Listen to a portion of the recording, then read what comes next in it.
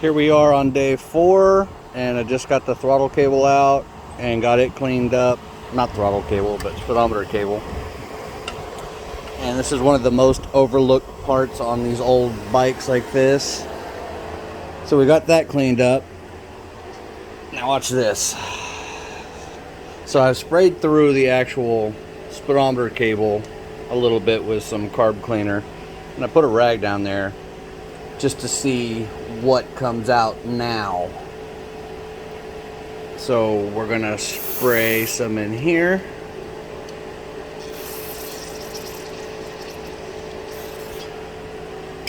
Look at the gunk coming out the other end.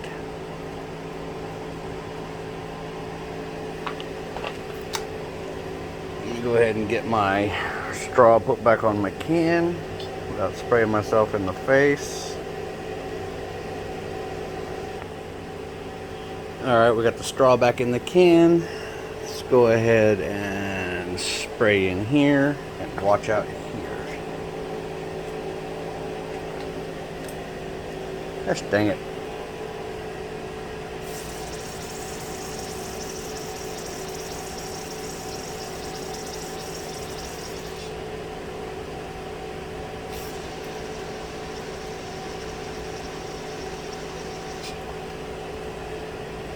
Yeah, I'd say she was overdue for cleaning and re-lubricating. So I'm going to continue that, flush that out till it actually runs a little bit clear. This thing's still making a mess all over my bench, but that's what it's here for. I'm going to probably get some of these tools cleaned up, put away, just to alleviate some of the chaos, and start putting that valve cover back on, if my back allows me. So here's the cable going back in. I went ahead and got the sleeve cleaned out really good, and a lot of people will use WD-40 or some sort of spray penetrant.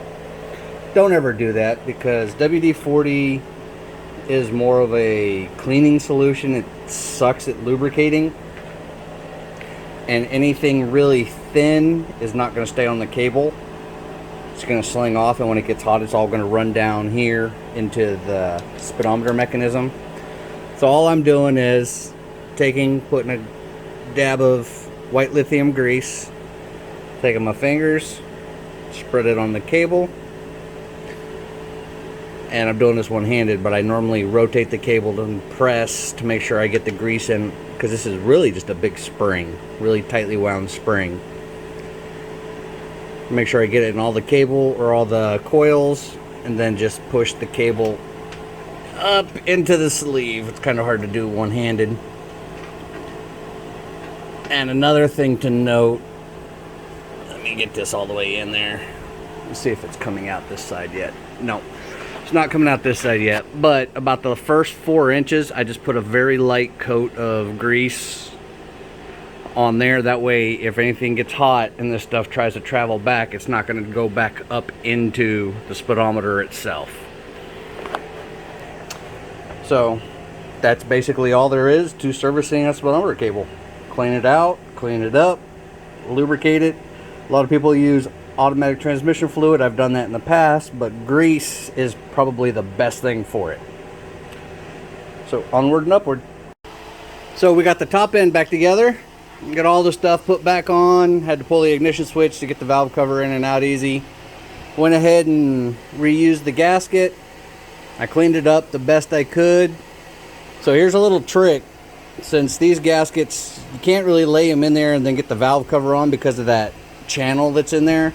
So if you take the valve cover, lay it over, and take a little bit of wheel bearing grease and put it inside that channel and press the gasket, because the gasket has got a profile on it to where it goes flat and it's got a bump that fits into the groove up in here.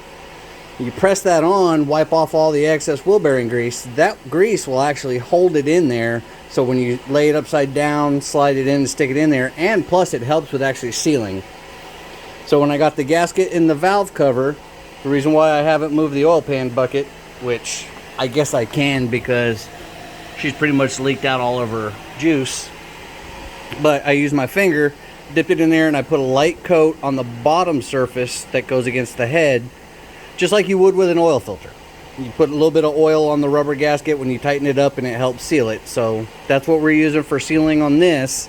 That way it's easy to take out, clean, adjust, put back together. I don't know if you can see or not, but we got new hardware in here from where I had to easy out these. Phillips screws on something like that are just ridiculous. So we got new hardware both sides, got the fan back in, got it all plumbed back up. Another trick is, so these metal tubes had an O-ring on the bottom, so I cleaned them off. They had a bunch of grime on them. I cleaned them off, and then I just dipped the tube down in the oil and let it sit on a rag and let the rest of it drip off. That way it lubricates that O-ring, so when you push it down in there, because this is actually a coolant passage, it helps seal that. So hopefully those O-rings are still good. They look pretty decent. We got the speedometer cable back in. So basically now, waiting on clutch for this thing. So my customer, or the guy that I'm helping out on this, he's going to get a clutch. I did get the gasket for the stator side, which is down there. So I guess the next course of action is that I'm going to go ahead and pull the stator cover off, get the surfaces cleaned up, and get that sealed back on to stop that oil leak. And then I'm going to move on to cleaning off the oil pan and seeing if we have a oil leak down there. We're just moving forward, onwards and upwards. Still have not put the filter in. Got a nice K&N air filter right here. Got to oil it up, slot that in. Good to go. We're waiting on turn signals because this one just fell apart. I don't remember bumping it, but it's possible that I did. So waiting on turn signals. It's all cracked all around here. That's gonna be fun to replace. And then once I get all the mechanicals done, get all the oil leaks fixed, then I'm gonna move on to electrical. So like here's the ignition switch. Let me pause you real quick. I don't know how well this is going to translate. These contacts are not that bad, but I did see a couple of these down here were pretty grimy. So I'm going to go and wire brush and get some electrical contact cleaner, clean all the connections, everything down in here, everything on this side. Then put just a little bit of dielectric grease inside each of the connections. So like I know this one is pretty grimy.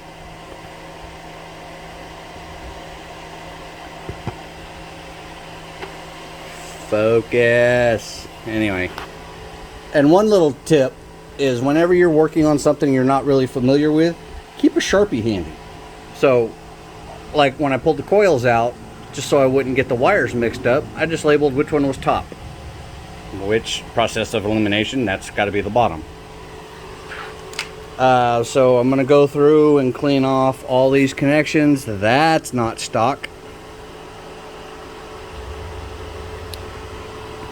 Just clean everything up. Then we're going to move on. After we get the electrical done, I'm going to move on to getting new brake fluid in this, flush the brake lines out, figure out why this is gooey. Onward and upward. Got the stator cover off, and here's a couple things that I'm noticing upon really close inspection. So right here, there's a couple nicks in the case, and I've already done it, but and it's still a little high. So what that tells me is that when somebody was in here, Sydney, not blaming you or anything, but when somebody was in here, they tried taking this cover off, and the stator is held inside this rotor with a lot of magnetism. So it's really hard to get off. And what I've seen a lot of people do is they'll try and come in the side with a screwdriver or something and try and pry it out. And also I noticed right here, as I'm going across, if I run my razor to try and remove that, you can see that dark spot right there. So it's high right there. And a way to fix this, it's actually really simple, is just with a bastard file. You just sit it on here and gingerly knock that high spot down. You don't have to get crazy with it, it's not much, but all we're trying to do is knock that high spot down so the gasket will seal. That right there, that displaced metal, will keep this from pulling tight onto the cover, the case cover. So we are just gonna gently, and I'm trying to keep the file as flat as possible, so I'm using this area here as a guide for where the file needs to be, then I'm moving up.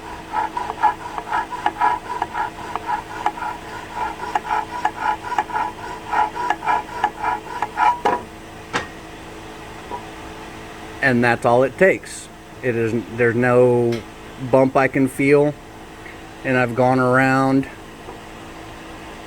and just checked all these surfaces to make sure everything is flat. So right here I can see some nicks in the casing. Right there's a little high, so I will do the same thing. And on here I'm going to lay the file across 3 surfaces to try and just keep it flat. Now obviously I'm doing this one-handed, but all I'm really wanting to do is knock down that high spot.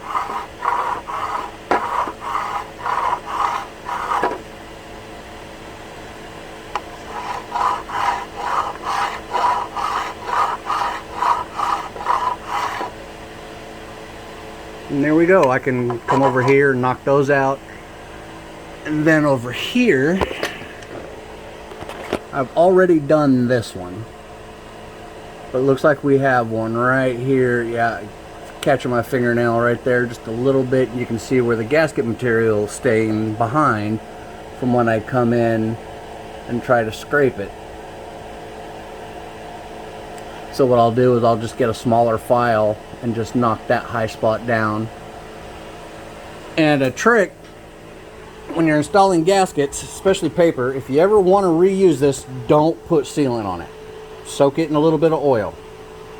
Let the oil permeate the paper fibers, and when you stick it on there and you put this on, it's going to squeeze and a lot of the oil is going to come out, but that's going to help seal. The other thing it's going to do is it's going to keep the gasket paper from sticking to either surface when you pull it apart and it doesn't rip. So therefore, if we have to take this side apart again, our gasket 9 times out of 10 will be reusable. So that's where we're at now. Still on day 4.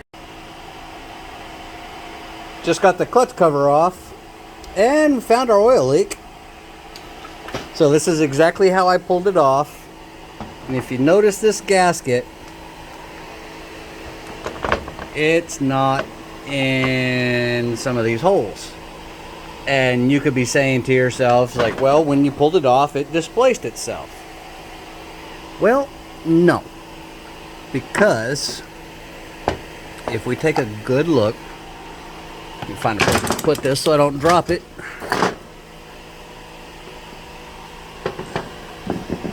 All of these are fine. That one's a little off. Fine, fine, fine, fine. What I want you to notice is the embossed print from the block. Okay, come over here. Nothing, but we can see a line right here from the bottom case. Now if we come over here and we look, the bolt went right through the gasket right there. And then we can see a line where it tried to seal along the case there. The bolt damaged that. So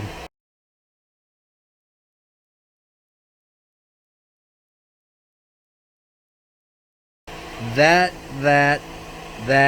all of this was just a big oil leak. Because of essentially gasket material there, gasket material here.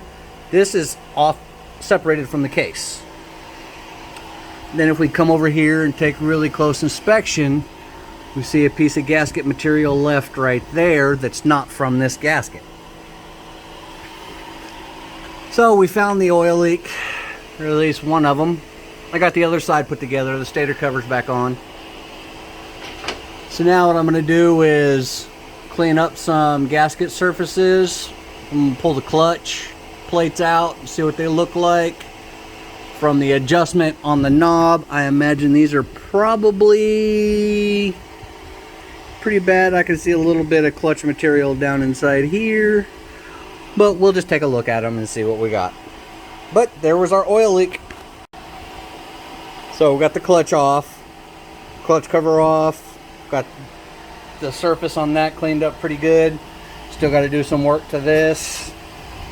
We did go ahead and get the FedEx truck. Got the clutch discs out, and the steel plates are pretty nasty because they've been sitting for a while, but I think I can clean those up. But I went ahead and got my dial calipers out, or digital calipers out.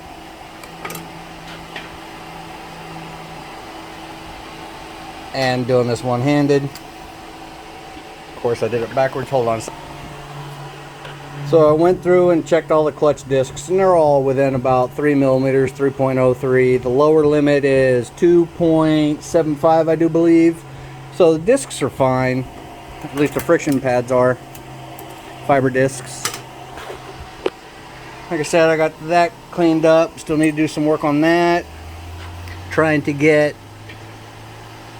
the sand or the dirt out of the cover here. Let's see. We take this pin out and we look at the goo around that pin.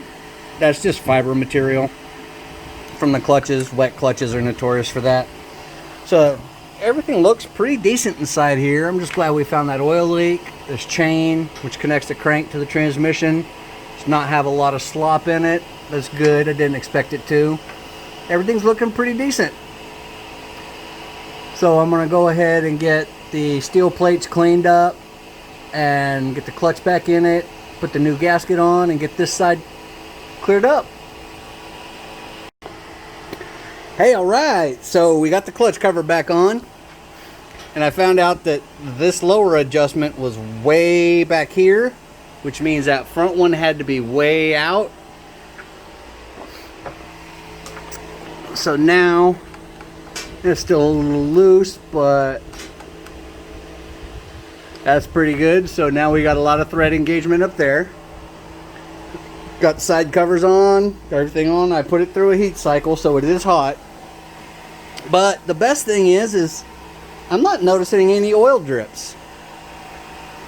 Got the air filter installed, got the boots back on, got everything tightened down, got the tank on. I don't have the gauges on, so no big deal. So let's just turn the key.